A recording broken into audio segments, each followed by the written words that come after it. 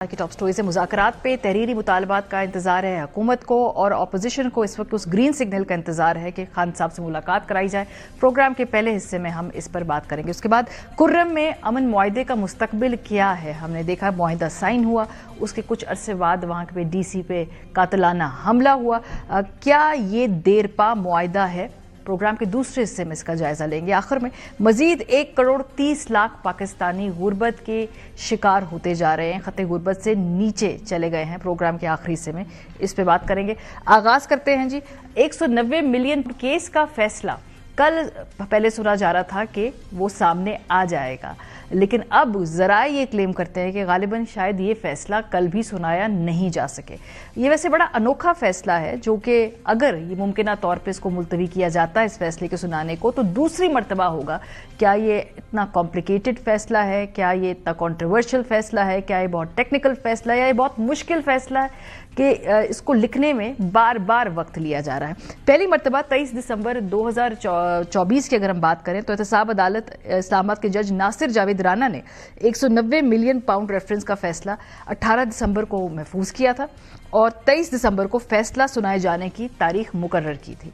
ताहम 23 दिसंबर को कहा गया कि फैसला अभी लिखा जा रहा है, जिसकी वजह से फैसला 6 जनवरी को सुनाया जाएगा। दूसरी मरतबा 5 जनवरी की अगर हम आप बात करें, आज की बात करें, तो ज़राए ये क्लेम करते हैं कि 190 मिलियन पाउंड रेफरेंस का फैसला दूसरी बार भी शायद मौखर कर दिया जाएगा। ज़राए के मुताबिक जज नासिर जावेद राना ट्रेनिंग पर होने के बायस दस्तयाब नहीं होंगे। 190 मिलियन पाउंड रेफरेंस का फैसला कल नहीं सुनाया जाएगा और फैसला सुनाए जाने की नई तारीख से मुतालिक कल वकला को आगाह किया जाएगा।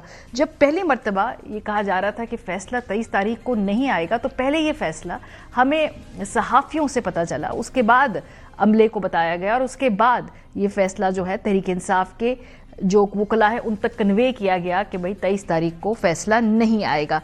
जरा सुनिए। मुझे लगता है कि ये फैसला 23 दिसंबर को नहीं आएगा। ये 5, 10 दिन, 15 दिन जनवरी में ये फैसला आएगा, ये डिले होगा। इस बार फैसला ये हुआ कि जी जो फैसला है इसको बड़ी तफसील से, बड़ी बारीक बीनी से लिखा जाए, ताकि उस तरह इनके साथ शर्मिंदगी ना हो और कोई लीगल चैलेंज विथस्टैंड कर सके ये। और अगर इसमें दिन भी लगते हैं तो कोई फर्क नहीं पड़ता, लगने दें। और मेरी इत्तला के मुताबिक अब जनवरी में आएगा, दिसंबर में नहीं आएगा फैसला। अब मुख्तलिफ ज़राए क्लेम करें कि शायद कल भी ये फैसला ना सुनाया जाए। हमने देखा जब पिछली मरतबा एक कहा गया कि फैसला नहीं आएगा 23 को, फिर 23 को फैसला नहीं आया था।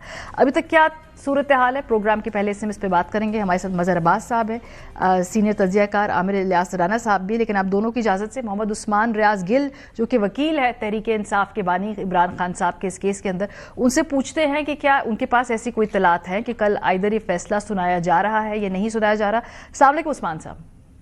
वालेकुम अस्सलाम जी, अभी तक आपके पास क्या इत्तलात है? क्योंकि ज़राए क्लेम कर रहे हैं, माजी में भी ज़राए ने क्लेम किया और आप तक वो मालूमात बाद में पहुंची, तो अभी आपको ये बताया गया है आइदर कि कल फैसला सुनाया जाएगा या नहीं सुनाया जाएगा?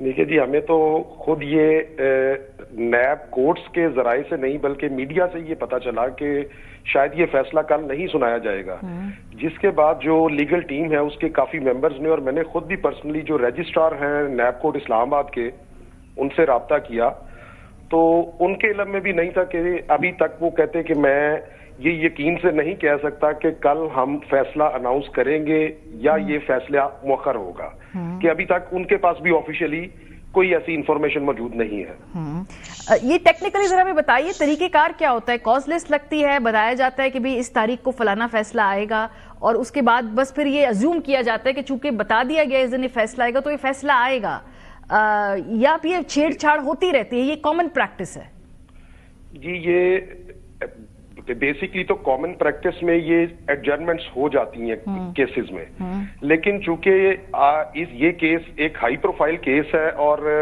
वॉच भी हो रहा है, आपका मीडिया भी इसको फॉलो कर रहा है, इंटरनेशनल मीडिया भी फॉलो कर रहा है, तो इसमें 23 दिसंबर का फैसला मुअख्खर होना वो तो समझ आती थी कि 18 से 23 4-5 दिन के अंदर जितना इस केस का वॉल्यूम है 3500 पेजेस का ये रेफरेंस था, तो शायद कुछ ज्यादा दिन लग सकते हैं फैसला लिखवाने में। लेकिन 23 के बाद 6 अब मजीद इसमें ये नहीं समझ आ रही कि ये इतना टेक्निकल नहीं है, बिल्कुल सीधा सा केस है और इसमें कोई ऐसी चीज मौजूद नहीं है कि जिसको समझा ना जा सके। पूरा एक साल ये केस चला, 27 जनवरी 2024 से लेके और अब जनवरी आ गया 2025। तो पूरे साल में ये सारी प्रोसीडिंग्स जज साहब ने की कोर्ट के सामने, कोर्ट ऑफिशियल्स को, प्रोसिक्यूशन टीम को, तो इसमें कुछ ऐसी दिक्कत होनी नहीं चाहिए सही कि ये फैसला इतना मौखर किया जा सके। ठीक है, और अगर अब आपको पता चलेगा तो कल सुबह ही पता चलेगा कि फैसला सुनाया जा रहा है नहीं सुनाया जा रहा। अभी तक की आपकी मालूमात के मुताबिक कल फैसला सुनाया जाना चाहिए है एज पर द प्रायर जी क्योंकि ये जुडिशियल ऑर्डर मौजूद है। जुडिशियल ऑर्डर में ये है कि ये अनाउंसमेंट ऑफ जजमेंट के लिए डेट फिक्स है।